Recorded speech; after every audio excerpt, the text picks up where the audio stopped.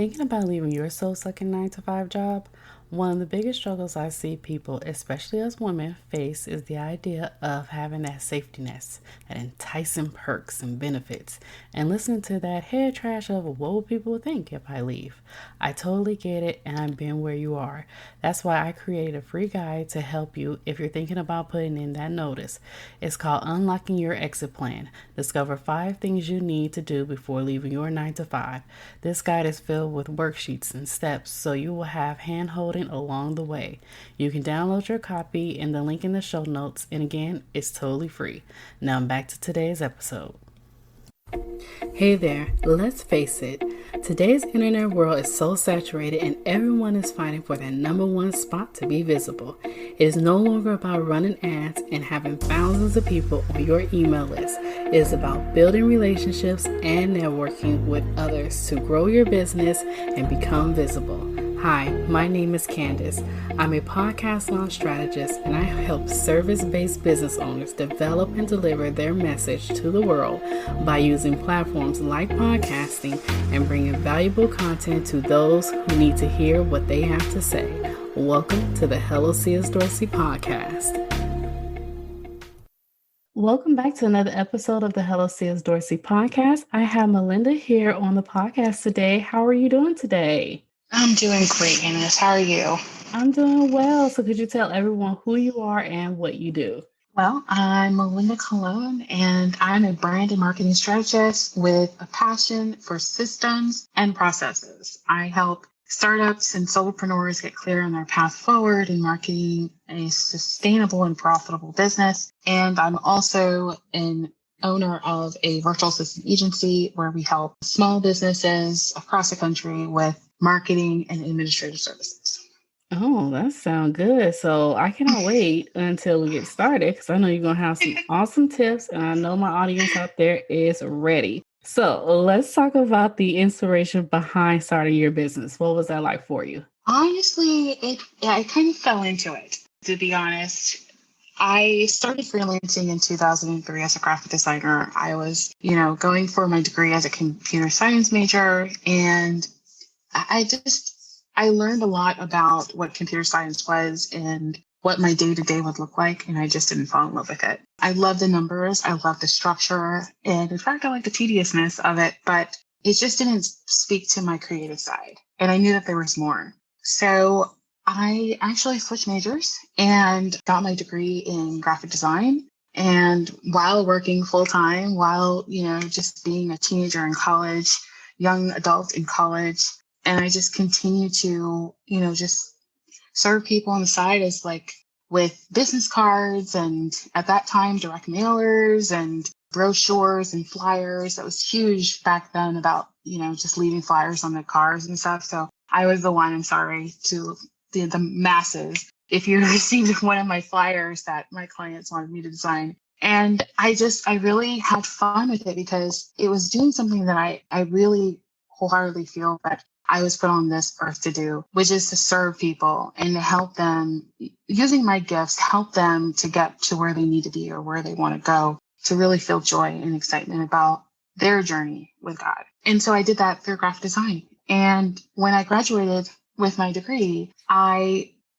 landed at a position where it was mostly graphics, but there was some marketing involved in it. And I learned a lot. I worked with a lot of different people, a lot of different companies, big and small. And throughout, my career, going from one job to another, because I just never could find the right position for me, I still stuck to the marketing because I felt like that was really filling me in the way that graphics and computer science wasn't filling me. It really, when you come to marketing, it's just so broad. There's data, there's analytics, there's creative writing, there's copywriting. There's so much in marketing, and it just kind of felt like I could get all that I wanted out of marketing, and I just stick to it. I just focused on it. But the challenge was finding a company that aligned with who I wanted to be. I just almost felt like the position that I had, I did the best that I could. I was the overachiever in the room. I was the teacher's pet, and it wasn't enough. It wasn't enough. So after almost 18 years of corporate world, I decided to go on my own and become an entrepreneur. And I still have those clients that I was serving. I built up a beautiful book of clients who love me, who appreciated me, respected me from my experiences. And first line of contact when I launched my business, and they were the first cheerleaders for my business. So I knew that it was something that I was supposed to do. That's awesome. That's amazing. I hear the story so many times about, how we start off with something thinking that this is something that we want to do, and then we're like, "Ugh, this isn't what we want to do," but then we try something else, and then being somewhere where don't feel fulfilled. And I completely get you about being an overachiever. I was like the top, funder and everything, but then you get to a certain point, you're like, oh, I'm not liking this right now. you know you're like, ew, this isn't fulfilling me. I feel dead. I feel stale in a way, and that's when it's definitely time for a change. So I really, really love your story. So can you remember a time in your business or starting out where you had a hello moment?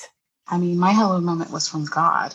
God spoke to me several times while I was in corporate, while I was fighting to trust and believe the path that he was building for me. I was really struggling. Like you said, you're working in the corporate world and you're almost blindsided by what's going on around you. You're just focused on doing the job, keeping your head down, don't say anything, just almost muting what's so very natural and so very beautiful about yourself or about myself. And like I said, I was the overachiever, but I wasn't listening to myself and my body, and I wasn't listening to God at different intervals of my career. And my body just said, nope, I'm not doing it. And so I got, very sick at work. I was leading a very important interview with a client with my entire team in the car. And the client called and said, sorry, we gave it to the other team. And it was a big effort. It was an effort that we were,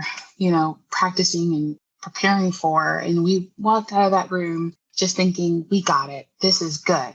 And upon our arrival back to the office, I felt so sick and I literally just fainted.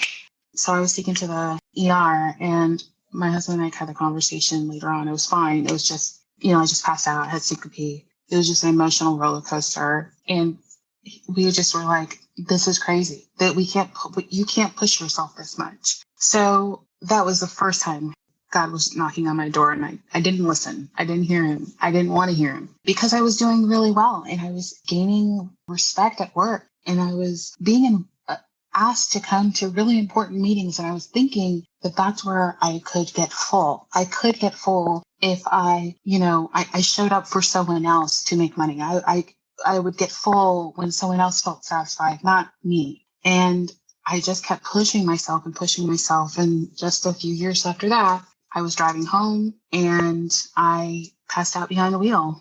And thank God my foot was on the brake. So, I was on the highway. It could have been bad, but it was truly God. Again, going back to the ER. And my husband and I were like, can't do this. We can't push anymore. And that was the time I said, okay, Lord, I hear you. He was on the other side of the door saying, hello, let me in. I have something bigger for you. I have something better for you. You don't have to try to fit into a square hole. You are a round peg, just kept pushing me to hear. And I finally listened to him. And when I finally listened to God and took it in, he was like, okay, you're ready. You're ready to accept the path forward with me, but you have to trust me. So that was my big hello moment. That was really when, I put my pride aside, and in my dreams and ambition about, going up the corporate ladder, but I just wanted to focus on God. And he said, you got to put me first, because my dream for you is way bigger than the one that you could have for yourself. And I was just not listening, so much so that I was hurting myself, and not willingly, like not intentionally. It was just because I was driving my ambition, my overachieving, the want to be an overachiever was so strong that it just took over me. So That was my hello moment. That was my hello moment. The second time I got sick and really listening to God and hearing him say, let me take control over your path. Just let me do this now. I love it. And how often, do we see where something like that has to happen for us to go sit down somewhere and just let him take over? I mean, he doesn't do those things. He really doesn't do those things to us as we do it ourselves. And then when we realize, oops, we realize, uh-oh, maybe I shouldn't have done it. Then he's like, okay, are you ready for me now? He'll let us go so far, but then he's like, okay, are you ready for me now? And it's like, okay, yes, Lord, I am. So yeah, So true. yeah, that is like we just get to that point, and then when we're trying to do it on our own, because what the problem is that society paint this big picture that when you climb a certain point or a certain corporate ladder, or they make it look glamorous, or they make it look like this is where you need to be, this is where the stability is, and you're trying to get to that point. It's like, and it's never enough. That's what bothers me the most. It's never enough with people in these companies. And no matter how much you try to work, how much you try to do, it will never be enough for them. But God is more than enough. Yes. So, Amen to that. Amen to that. Yes. Hey there, CS Dorsey here. We thrive on awesome feedback from our listeners because you make the show. Now, I would like to ask you to take a moment to comment, share, give a rating, or share your hello moment. Once you've done that, take a snapshot of the review and tag me on Instagram at csdorsey_hello. I cannot wait to hear from you. So let's talk about how to build offers that sell. I cannot wait to talk about this. So I'm going to let you go ahead and start it off. I literally get giddy about marketing. I think that marketing really is the conversation that we should all be having with each other. Marketing is the conversation we have with each other. I think that the word marketing is we're almost afraid of it because we don't really understand all that encompasses marketing. But when it comes to creating offers that sell, what are we talking about here? We're talking about having, building up a story and appealing to your audience and sharing with them the value you have, what's the value you have to offer them to solve their problem.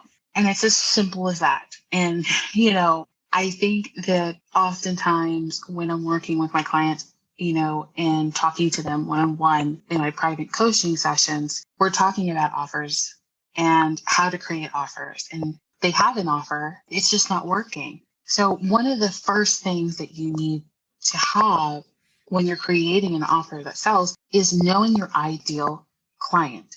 And it's beyond the demographics. It's beyond where they live, what their salary is, their household size, 2-story one. That doesn't matter as much as it matters what they're expecting from you. I use the example of Amazon and almost any box store out there right now. They're heavily competing with Amazon to keep their audience focused on them and not Amazon. Walmart, they came out with their program very similar to Amazon, offering free delivery. Home Depot, same thing. So these companies understand that they need to elevate their offer to engage with their client. They know their audience. That's why we have a Walmart and a Target, a CVS and a Walgreens, or a Duane Reade. It's important to know who you're speaking to before you create the offer, because the offer won't matter to them if they don't understand it. You know what I mean? So, for example, tailoring the messaging, making sure that you use keywords that are specific to that industry, specific to that target audience. It's funny right now, we're in the process of building a home, and, I'm getting so excited and giddy. We should be moving in a couple of weeks. And I was looking for stools, countertop stools. And oh my gosh, there are so many terms for countertop stools, and they're asking about material and fabric. I have no idea. I have no idea when I'm looking at some of these, smaller size websites or going to a smaller size mom and pop, and they're asking, what am I looking for? What's your design style? I don't know. But if I had a quiz tell me what my design style was, that would connect me with the products that are out there, the opportunities that are out there to solve the problem of finding some countertop stools. So the offers that I have a guide that you can download on my website, melindacolon.com, and it's create offers that sell. And it's a workshop and workbook. It's a 60-minute video with a workbook. And we just go through step by step what is necessary to create an offer that really engages and promotes your business, your brand effectively in the way that you want to. So you're not having to compete, but you're almost holding a space specifically for your people. 9 times out of 10, you're going to have competition, but there's an edge you have. Walmart has an edge. It used to be the bouncing smiley face, right? And you would drop it to 88, everything 88. So that was their edge. That was their friendly, the lowest prices, discount store, but good quality products. Now you have Target, who are like, we'll give you high quality at the lowest price possible. You'll still get the high-end look for the lowest price possible. 2 very similar brands, but they speak completely different languages. And the reason why they take time to cultivate a message is because it's very important to retaining their customers. It's one thing to have a product or a service and you just put it out there and you can sell it. Sure, anybody can sell anything, but to get them to come back is the key. How do you connect them with the product and your brand for them to come back? What do you offer them in return for buying your product or obtaining your services? For service-based businesses is customer service. It's going over and beyond. It's listening to them. It's one of the biggest takeaways from my calls when I do private coaching is listening. And I think that it's more about what people are not saying versus what they're saying. People are usually afraid to hurt feelings. That's why we have anonymous surveys. It takes the emotions out of it. But, we need to see what's in between, what's in between all of the words that people are saying and providing you feedback on so that we can actually build on that, use that feedback to build a killer offer. So in my course, we talk about the structure of a highly converting offer. It includes clarity, value, specifically a differentiator, and I'll talk about that in a second, description, urgency, price, guarantee, and call to action. Your differentiator is the uniqueness of your brand, not necessarily your product. It's the uniqueness of your brand, because you could have the same product. You could be selling the same product. And instead of thinking, well, I need to compete with the price, I need to compete with the packaging, you need to compete. You need to actually engage with your customers with their heart, if they're heart-centered, or if they're mind-centered, if they're into data and analytics. You need to engage in that part. And what differentiates you is what you do with that information. How do you create the story for them to really connect with you? How are you consistent with that story? If you say that you offer great customer service, well, they have to experience that in order to believe it. So I think that, it's a lot about understanding who your target audience is and very little about writing the actual offer itself, because once you have an understanding of who your target audience is, who your ideal client down to the nitty gritty, writing an offer is easy. It's easy because they almost tell you what to write. They almost tell you specifically, this is what I want to see. I wish fill in the blank. Time and time again, that has happened to me specifically, and that has happened to my clients. And it's an aha moment, when it happens. It's like, oh my gosh, you were telling the truth, Melinda. And I said, you see, I'm telling you that your target audience will tell you what they want to buy from you, how they want to buy it, and how often. All you need to do is take that information and add a few words to connect the message and put it out there. And when you do that, that means that you're listening to them. That's what that means to them. You've connected. And the rest is you just showing up. You showing up and providing value. You showing up and being consistent, and caring about the product and service that you offer. So that's a little bit about offers that sell. I love it. I really do.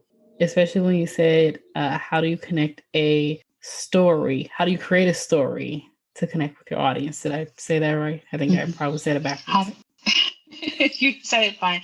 Okay. How to create the story. Yes. To connect with the audience. Yes. Yes. And it's so funny. I hear that all the time. And people are like, well, what's the story behind it? I'm like, huh? And it's so weird. Like, I've written 5 books, right? So you would think I would have that down packed. No, I don't. I don't have the stories down packed. I don't. But what I found was, like, when I'm getting ready because I'm actually getting ready to launch a podcasting course, and I'm doing my slides and everything. And then I'm thinking about what I'm going to say. And I was like, oh, I can tell them about, the time where XYZ. And I'm not thinking that, I'm telling the story about what's going on to kind of connect with them. I'm thinking about more of my experience to, what I'm saying, like what happened to me, the reason why I'm telling them. I'm not like connecting the two. And then when you mentioned that, I'm like, oh, that's what I'm doing.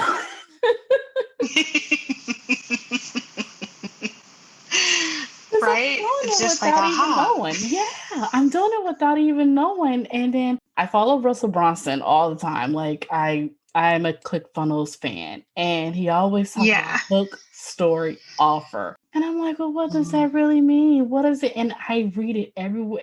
Everything that he's done almost, I've read it, and he's always talking about hook, story, offer. And I'm like, okay, what does that even mean? And then when I found out that I'm doing the slides and everything, and I'm like, oh, this is what he means. I know. Oh my goodness. So true. And I think that's the problem. I think we, and I'm including myself, when there's the newest, flashiest, marketing tool, whether that be Clubhouse, Instagram, Facebook, TikTok, we think we have to have more followers. So we do follower for followers. We have to only use specific hashtags. We only can do this. And the truth of the matter is, it's just a conversation with the people you want to engage with. And that's all it is. All of the platforms, podcasting, I mean, we're here right now, we're having a conversation. And I'm hoping that those people that are listening, that are, taking information and they're applying it to their business. They're finding, motivation and energy from this conversation and using it to their business. And that right there is marketing. Like, we're doing marketing right now. So I feel like that's the part of marketing I wish it was a different word. I wish it was a different word. I wish it wasn't marketing. I wish it was a different word, because I think we would all connect with it more. It's kind of like a marketing that's devalued or not recognized, this not on the radar, that people kind of like overlook in a way. Mm-hmm. Yeah. And I never really thought about that until you actually mentioned it. And that's a really good point, because, like you stated, there is all the Clubhouse and the TikToks and all of this. And it's like, when every time something new comes out, then you have the people that test it out, and then they come back and say, hey, you got to try this. This is really good. I got 1,000 followers or 1,000 downloads of my lead magnet. Try it. And everybody gravitate towards that. And I'm feeling it on Facebook. Like, I'm like, where is everybody at? Like, seriously, I'm like, where's everybody at? Because the engagement in Facebook is dead. It's like gone down so much. And I'm like, where is everybody at? And I'm like, oh yeah, they must be on TikTok. Whoever has the iPhone or whatever. I'm like, that's where they at. Because I have never like really experienced the decrease in engagement when I'm on Facebook, So I was like, oh, they must be all on Clubhouse. Yeah, but you're right about the podcasting. Yeah. It's true. It's true. I have to mention this because you made me think of I had an audit done on my social media. I have been growing my social media forever. And, sometimes I take my blinders down just to look around. I shouldn't do that. And, I'm going to tell you why. Looking at followers, and I'm just like, man, I wish I had more followers. I wish I had more followers. And yes, that means that there's more eyes on your stuff. But that doesn't necessarily mean that you have the right people in your audience. That's There's so many stories about people who have, tens of thousands, hundreds of thousands on their followers, and they come out with a product and nobody buys. yeah. So I'd rather have just the little I have and know that those are warm or hot leads that when I come out with something, they buy it. I'd rather have the small space, and that it's genuine. It's the people that want to see my content, that when I look at my insights and I look at my analytics in my social media, that's real numbers. Those are real numbers. They're saying, yeah, I want to see more of this content, Melinda. And it's not fans, they're actual buyers ready with their credit cards to swipe. That's what the at the end of the day is for a business. That's right. And all that stuff is just what they call vanity numbers and matrix and all that stuff. But Mm-hmm. people build it up to where as though you actually have to have that. And that's not Mm-hmm. necessarily true. Like I've heard people who make five, six, what think about five figures, I ain't gonna say six, off of a very teeny email list of maybe 200 people. And it goes back to what you said. Yeah, these are people that is looking at your content, that want to see more of you, and that is, I won't say anything that you have out there, because some things I'd be like, no, I'm not buying that. But the things that they're interested in, they will buy. I mean, it's so true. Yes, it is so true. This is awesome. So, any last minute advice you have for our listeners out there? Well, if you're a corporate, soon to be dropout, a startup or solopreneur who just needs clarity and focus to, the steps forward to market your business, just know that there's help and that you're not alone and you don't need to do all the things to be successful. My first month as a full-time entrepreneur, I closed my month with 5 figures, and I have done repeat ever since. And I think that that's what's important at the end of the day, is connecting you to your target audience. Your products, they all come for your people. They'll tell you what to sell. So that's what I have for you. It's just take a breath. It is a lot easier, the marketing side of business. The entrepreneurship side, yeah, it's hard, but just take a breath and know that there are some things that you could do a lot easier than you think you can. Yes, I agree so much. So where can everyone find you? Well, you can find me on the mean streets of the website or the internet at Melinda Consults, melindaconsults.com. Instagram, Facebook, Twitter, everywhere, melindaconsults.com. Perfect. And we'll link those up in the show notes. So thank you, Melinda, so much for being on the show. I really, really enjoyed this episode. Yeah, me too. Thank you so much.